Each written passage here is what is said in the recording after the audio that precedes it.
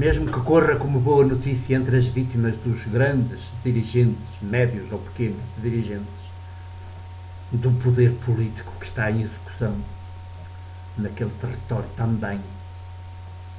É difícil porque as grandes vítimas, as multidões, que são sempre as grandes vítimas destas minorias do poder, também elas estão tão subjugadas já e já têm tão interiorizado dentro delas o projeto do poder político que também elas pensam que sem o poder político em ação não há uma sociedade que se aguente, que se possa construir.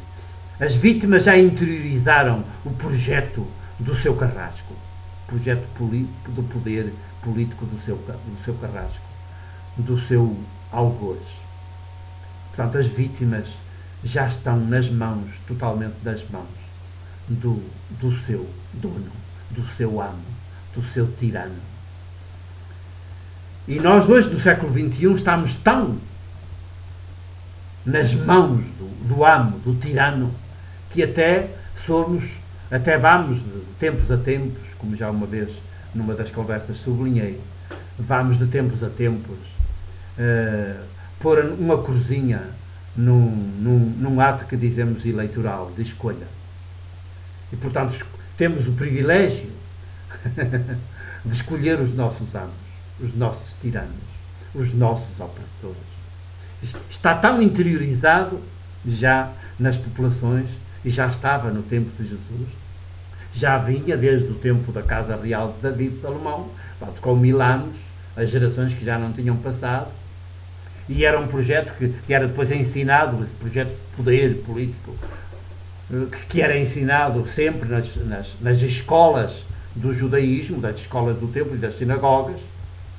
Era sempre para aí que a Bíblia era interpretada, era sempre nessa linha de poder político.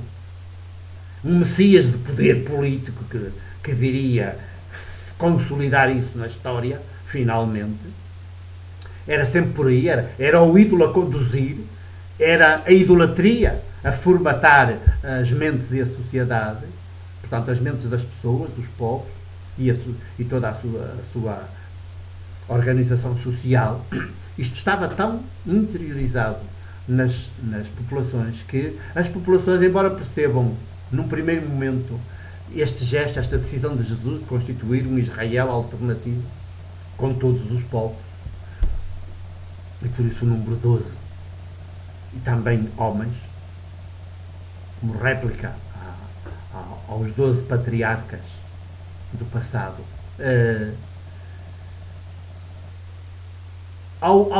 podem no início ter captado isso como uma boa notícia, mas depressa os dirigentes que têm as populações nas mãos, subjugadas, e que são eles que estão à frente das escolas e hoje dos meios de comunicação social, dos grandes meios de comunicação social,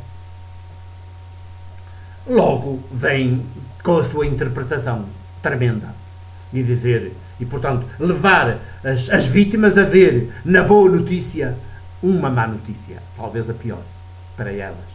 Era para eles, mas eles depois dizem que é para todos, e portanto, e como as têm na mão às populações, elas ao fim de pouco tempo estão todas a pensar exatamente como os seus opressores, como os seus amos, como os seus tiranos, e Jesus vai ficar absolutamente sozinho num grande ostracismo da sociedade do seu tempo.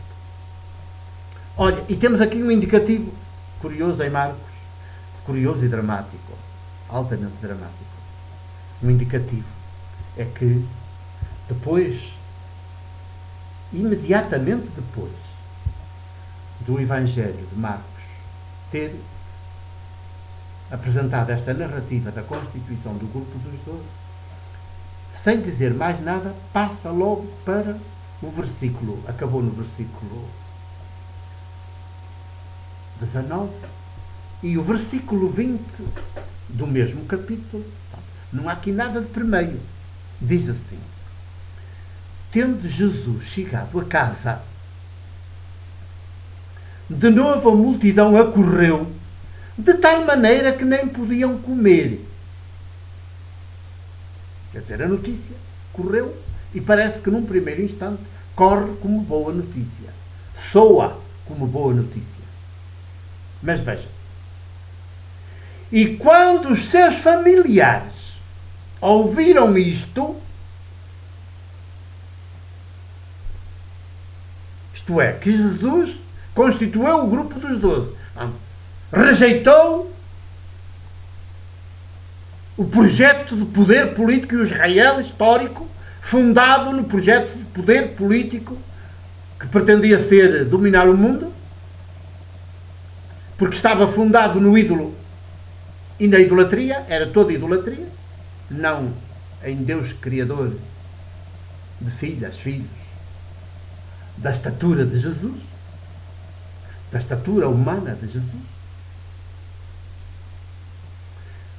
E ao ouvir dizer isso, e ao ouvir dizer que a multidão acorre a Jesus, que quase nem podem comer, nem têm tempo para comer, digamos, como que haveria aqui um entusiasmo grande, só que o entusiasmo pode ser porque captaram a boa notícia, mas vem tudo dizer que não foi bem por isso. O entusiasmo é o mesmo entusiasmo do grupo dos 12, dos que foram escolhidos para fazer parte desse grupo. Passam a sentir-se os maiores. E então, como se sentem os maiores, também levam as populações a sentirem-se, a olharem para eles como os maiores. E para Jesus como o grande líder. Finalmente chegou o grande líder. O tal Messias da Casa Real de David, que vai realizar este projeto de poder político à escala mundial. O nacionalismo judaico no seu esplendor.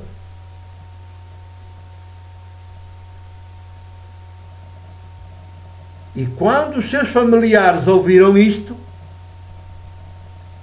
saíram a ter mal nele, pois diziam: está fora de si. Os familiares de sangue. E percebemos logo a seguir, numa outra, ainda dentro do mesmo capítulo, que dentro desses familiares também vai a mãe. Vai à frente. Saíram a ter mal nele e diziam: está fora de si, está louco. Um judeu que se atreve a pôr em questão 1000 anos de história, a pôr em questão o projeto político da Casa Real de David, que nos alimentou ao longo destes séculos todos. E esse judeu é familiar nosso de sangue. Isto não pode ser. Nós não podemos consentir. E este familiar nosso não pode estar bom da cabeça.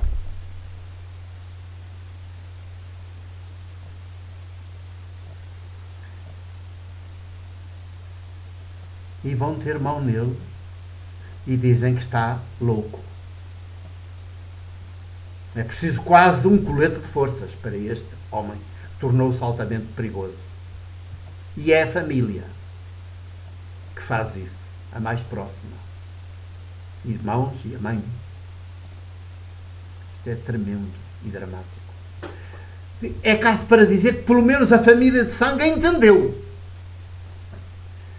Só que entendeu, e a boa notícia meteu-lhes tanto medo que dizem: ele só pode estar louco. Dizer que o nosso Deus é um ídolo, que o Deus dos nossos antepassados é um ídolo, que o Deus de Moisés, da lei, é um ídolo, que o Deus do templo, dos sacerdotes, dos sumos sacerdotes, é um ídolo. Portanto, que os nossos dirigentes são idólatras, são profissionais de mentira e de opressão. Dizer que o nosso país é casa de opressão.